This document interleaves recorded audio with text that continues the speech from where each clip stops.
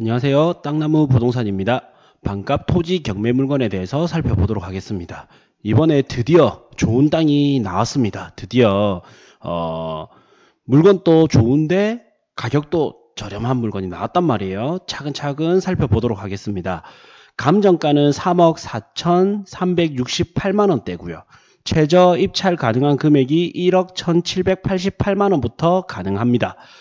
경매를 어려워하시는 분들도 많이 계시지만 사실 어렵지 않아요. 이런 물건은 제가 이제 권리 분석도 해드릴 텐데 신분증과 도장만 있으면 누구나 이제 입찰 보실 수 있단 말이에요. 그래서 충분히 좋은 물건을 저렴하게 입찰할 수 있는 좋은 기회니까 끝까지 시청 바랍니다.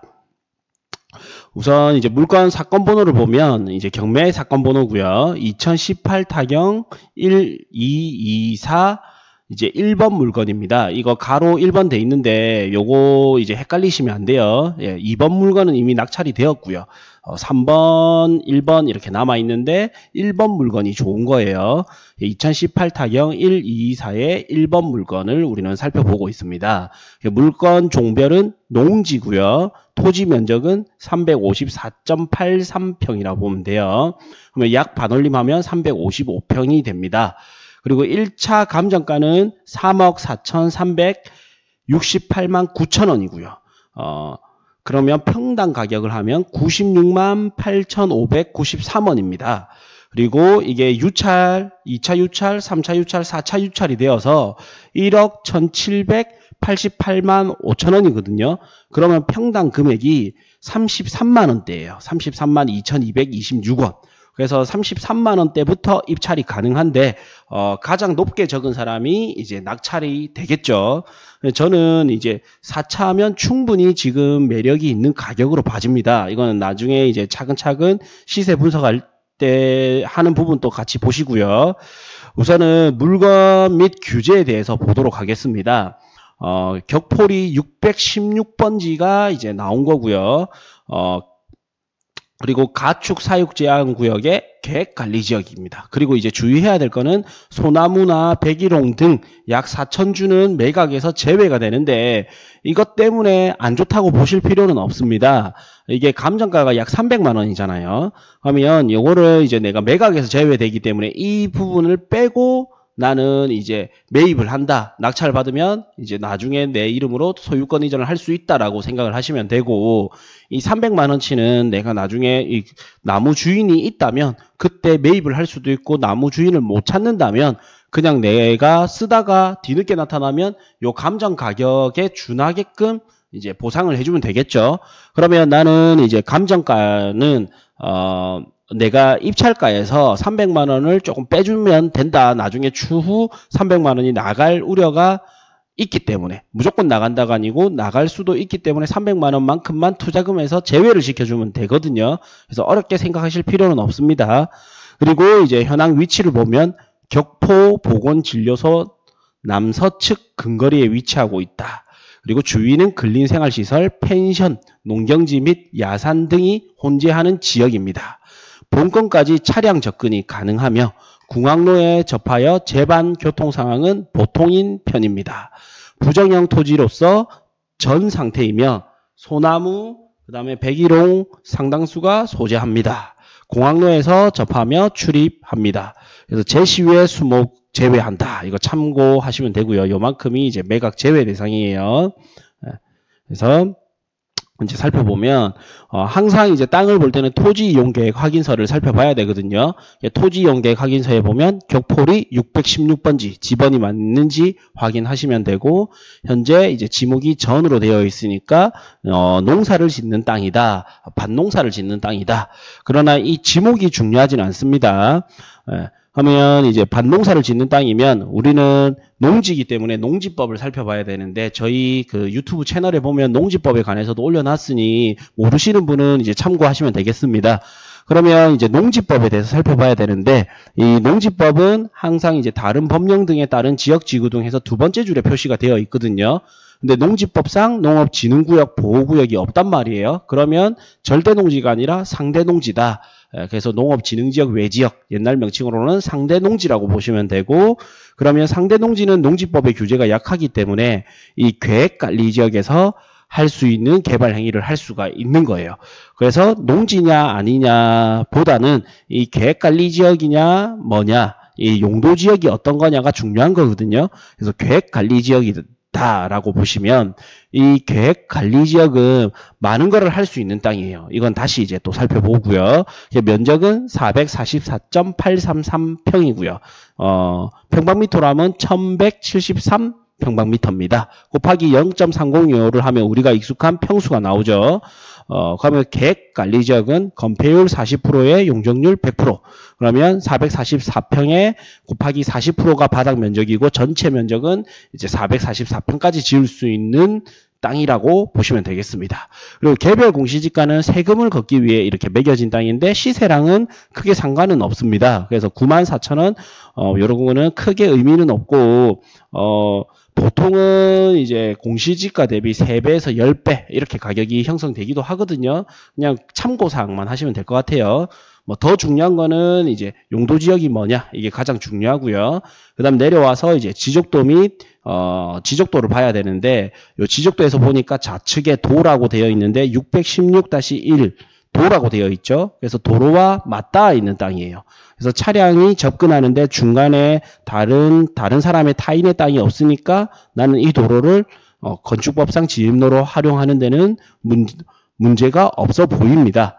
그리고 이제 토지 형상을 확인해야 되는데 우선 지적도상에 도로가 있는 걸 확인하고 토지 형상을 확인해 보니 자연 원형지 상태의 땅 치고는 거의 사각형에 가깝잖아요. 그러면 이거는 건물을 지었을 때 땅 모양이 충분히 잘 나온다라는 거예요. 그래서 토지 형상도 좋고 지적도상에 도로도 있고요.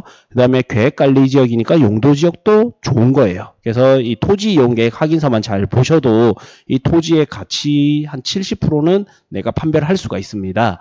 제가 봤을 때는 계획관리지역에 344평이면 1층 면적을 40%를 지을 수 있기 때문에 120평 이상을 지을 수가 있잖아요. 3, 42. 120평 이상을 지을 수 있기 때문에 면적도 넉넉하고요. 두 필지 분할해도 모양도 깨지지 않으면서 면적도 넉넉해지네요. 그래서 세 필지 하게 되면 면적이 조금 작아지는 느낌이고요. 두 필지 분할하기에도 괜찮고 내가 통으로 쓰기에도 괜찮아 보입니다. 그래서 면적, 그 다음에 토지, 용도지역, 그 다음에 도로 현황 이게 모든 조건은 괜찮아 보입니다. 그 다음 이제 토지의 개별적 요인을 살펴봤다면 외부적 요인을 살펴봐야 되거든요. 그래서 입지를 먼저 살펴보겠습니다. 우선은 격포리를 살펴보는 이유가 지금 이 경매문건을 살펴보는 이유가 새만금 개발 사업의 최대 수혜 지역이기 때문에 보는 거단 말이에요.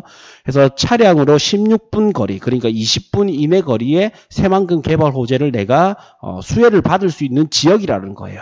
그래서 16분이면 현재 16분 거리고 향후에 여기가 발전되면서 도로가 좋아진다 하면 더 접근성이 좋아지겠죠. 어쨌든 16분이면 관광객들이 왔을 때 거리적으로 부담이 있는 거리는 아닙니다.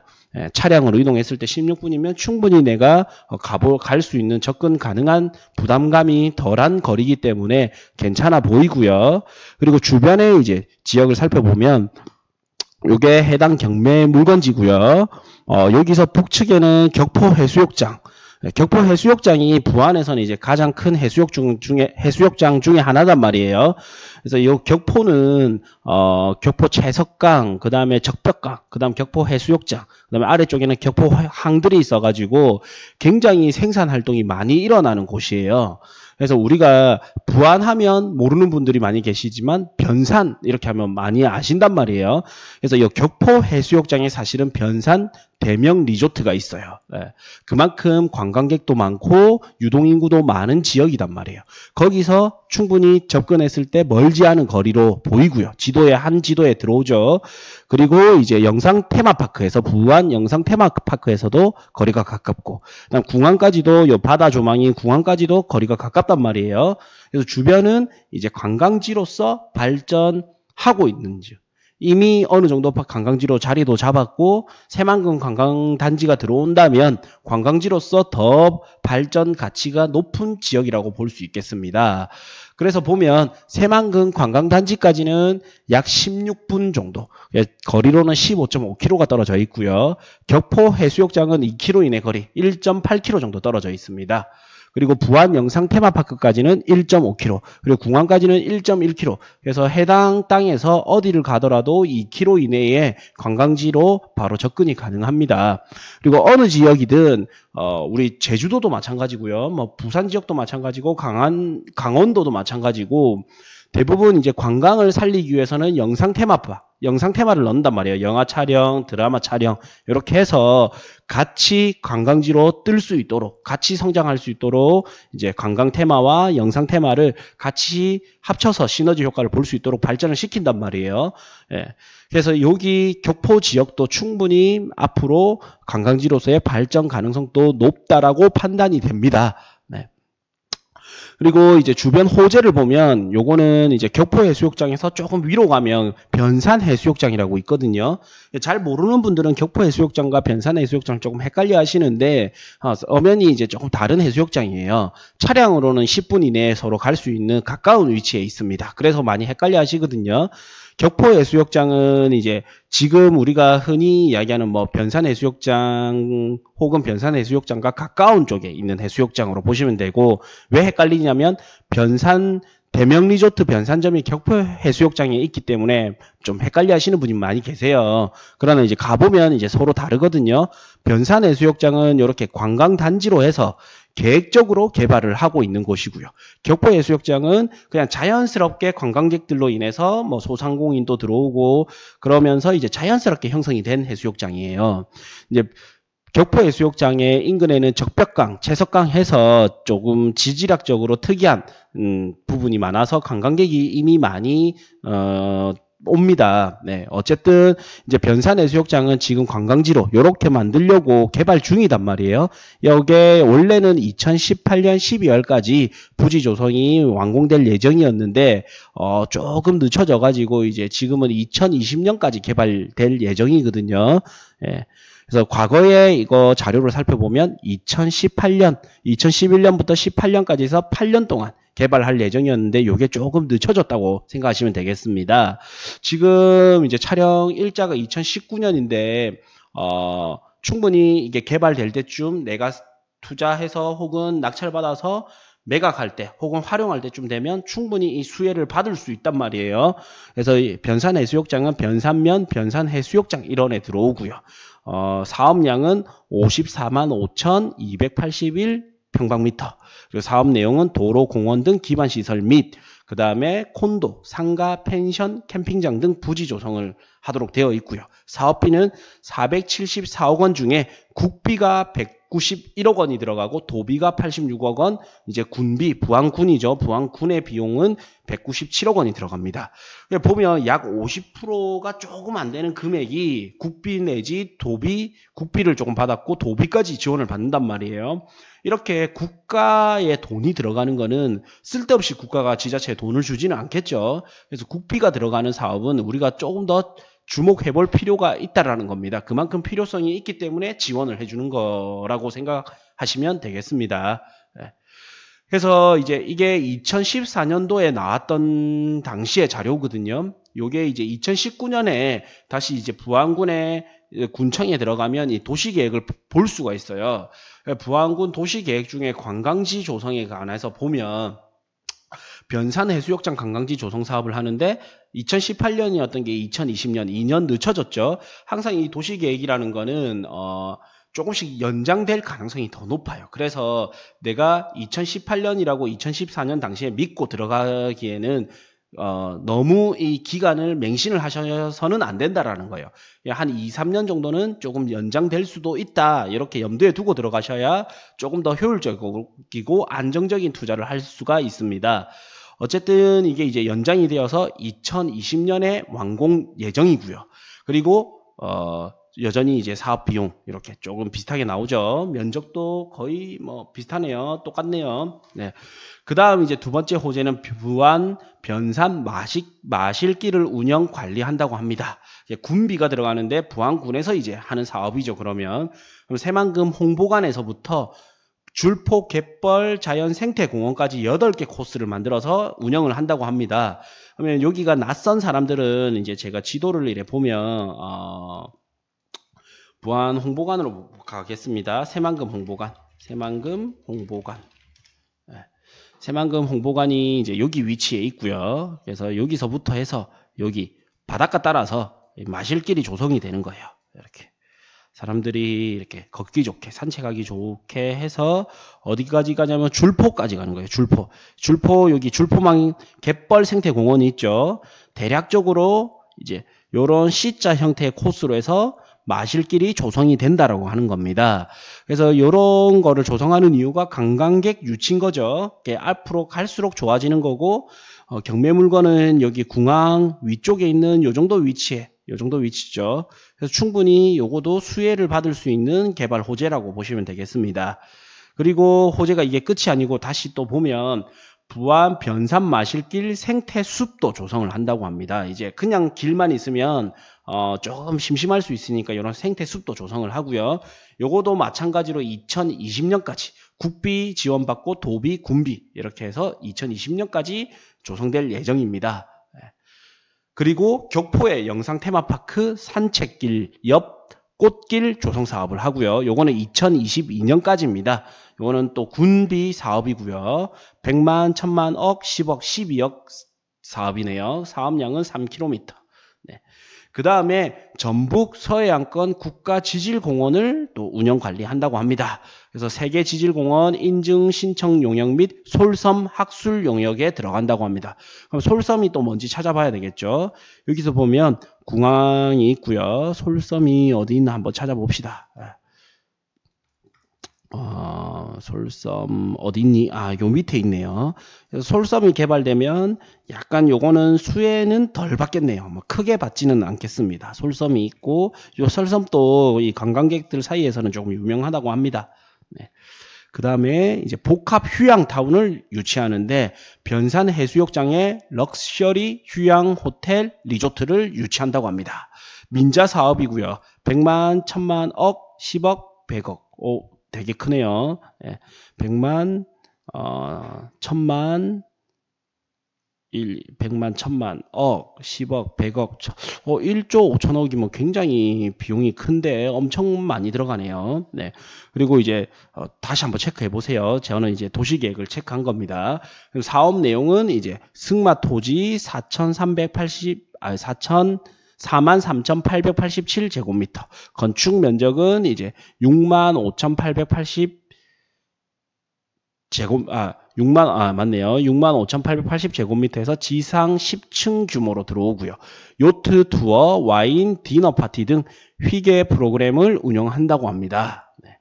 그 다음에 승마 체험 및 트레킹 코스도 조성을 하는데 여기도 부안군 관광지, 그 다음에 해변가, 새만금 주변 일원에 들어온다고 합니다. 그럼 부안군 관광지 하면 어디겠어요?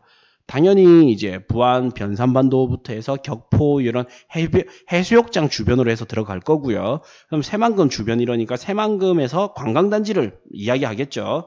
그러면 지도를 보면 요거도 마찬가지로 아마 요 관광지 요 지적도로 하면 이제 나오거든요. 여기가 관광 레저 용지단 말이에요. 그러면 새만금 관광지 주변에서부터 해서 해안가라든지 이런 바닷가 라인 따라서 형성을 하겠다라고 보면 됩니다. 그래서 결론은 이제 이렇게 그 바닷가 쪽에는 관광지로 해서 많은 발전 개발 호재가 있다라는 겁니다. 그리고 해당 토지의 로드뷰를 보면 요 동그라미 쳐놓은 요쪽 땅이거든요. 그래서 2차선 도로변의 땅이고요. 그 다음에 조금 아쉬운 게 약간 도로변보다 꺼져 있습니다. 이게 지대가 조금 꺼져 있다라는 게 단점인데, 근데 충분히 이런 단점은 이제 성토를 해서 내가 단점을 보완할 수 있는 단점이란 말이에요. 근데 보완할 수 없는 단점은 조심하셔야 되는데, 보완할 수 있는 단점은 충분히 이제 이만큼 가격만 싸게 하면 되는 거예요. 돈을 들여서 단점을 보완할 수 있기 때문에. 그러나 절대 내가 돈을 들여서 바꿀 수 없는 것들은 내가 필수 선택입니다. 뭐가 있을까요? 우선 입지가 있겠죠. 위치는 내가 바꿀 수 없단 말이에요. 나의 힘으로 이 땅의 위치를 바꿀 수가 없습니다. 그래서 땅을 볼 때는 우선 입지 현황, 위치를 잘 보셔야 되고, 그 다음 용도 지역은 또 내가 바꿀 수가 없어요. 용도 지역이 계획관리 지역이었죠. 요거는 내가 바꿀 수 있는 게 아니라 도시계획에 의해서 바뀐단 말이에요. 그러니까 용도 지역은 좋은 땅을 보셔야 되고, 지목은 전이었는데 지목은 내가 바꿀 수가 있어요. 돈을 들이면 바꿀 수 있기 때문에 지목은 크게 중요하지 않다라는 겁니다. 단지 이제 농지 같은 경우에는 농지법의 규제를 받는데 요 땅 같은 경우에는 농업진흥지역 외지역, 과거 명칭으로는 상대 농지이기 때문에 개발을 하는데 크게 어려움이 없다.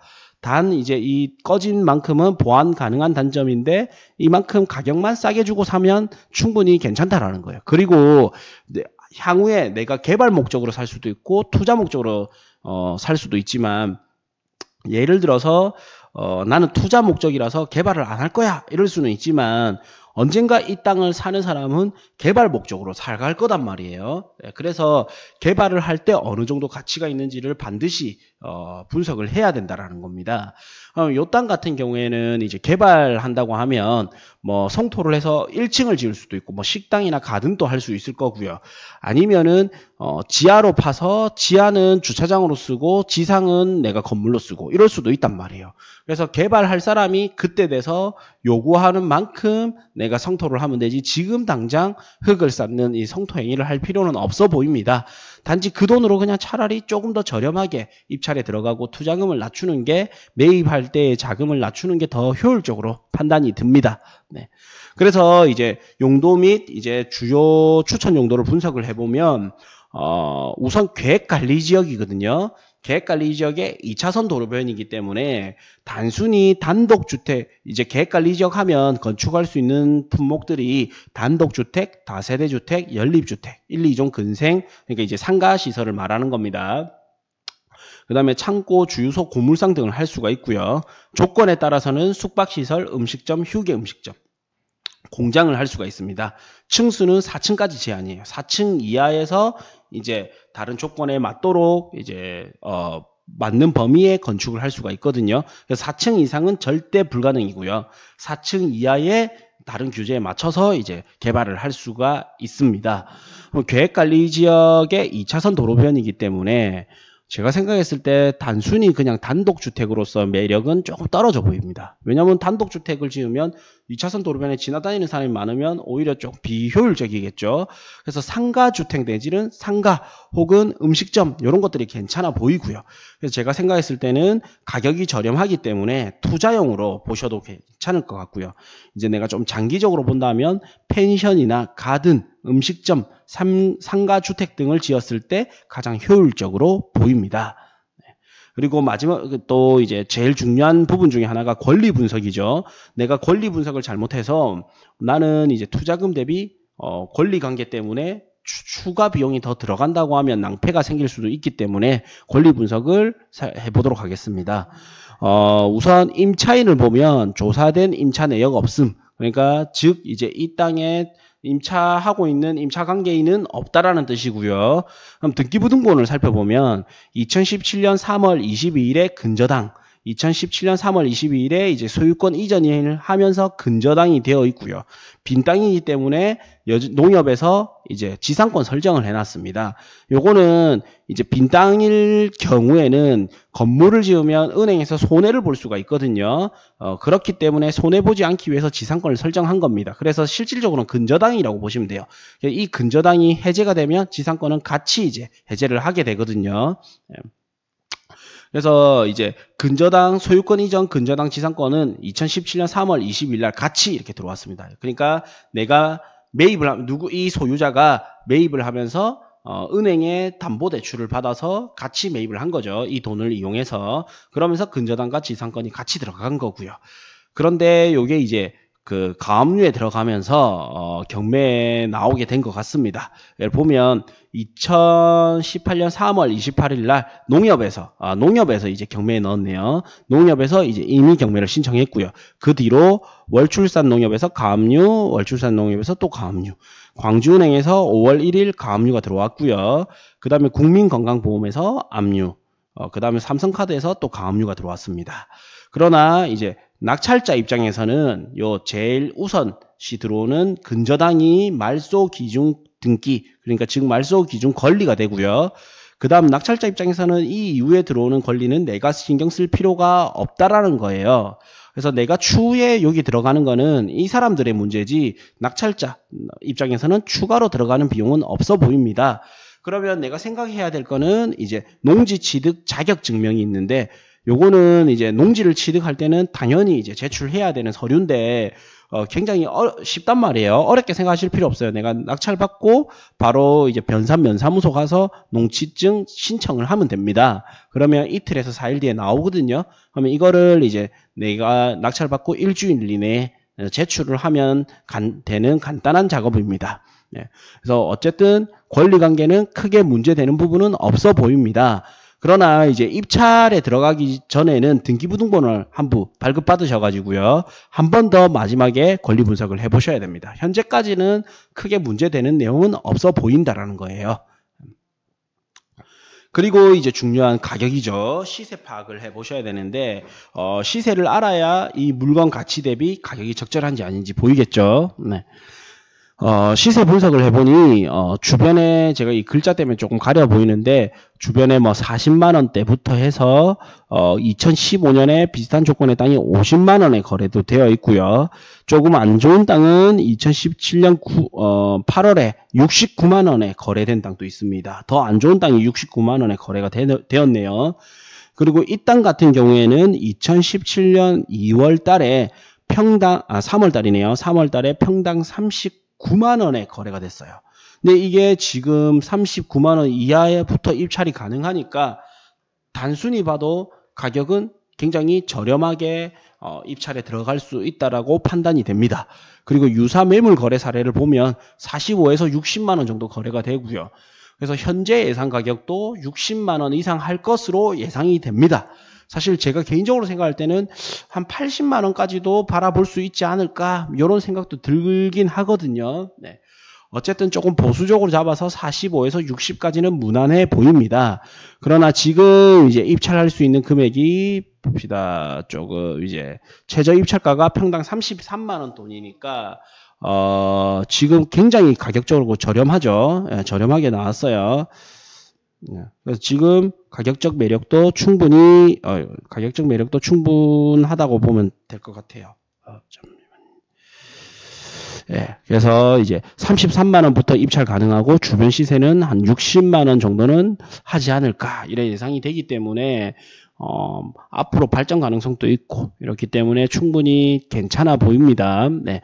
그래서 이제 최종적으로 살펴보면 상품의 가치는 계획관리지역이니까 용도지역이 좋고 2차선 도로를 접하고 있기 때문에 내가 어떤 걸 개발하더라도 개발하기에 굉장히 좋아 보이고요. 그래서 상품 가치는 되게 좋아 보입니다. 단지 조금 아쉬운 게 바다 조망이 안 나오고 약간 꺼져 있다라는 단점이 있죠. 그러나 뭐 바다 조망이 안 나오는 만큼 가격적 매력은 있기 때문에 투자 가치는 매우 높아 보입니다. 그리고 주변에 이제 입지나 미래 가치를 봐도 호재도 충분히 많고요. 관광객도 현재 증가 추세에 있단 말이에요. 네. 그래서 종합적으로 살펴보면 입지적 요인은 이제 B급 혹은 A-급. 왜 그래 보냐면 바다가 보이지는 않기 때문에 그렇게 보지만 토지의 용도가 워낙 좋고요.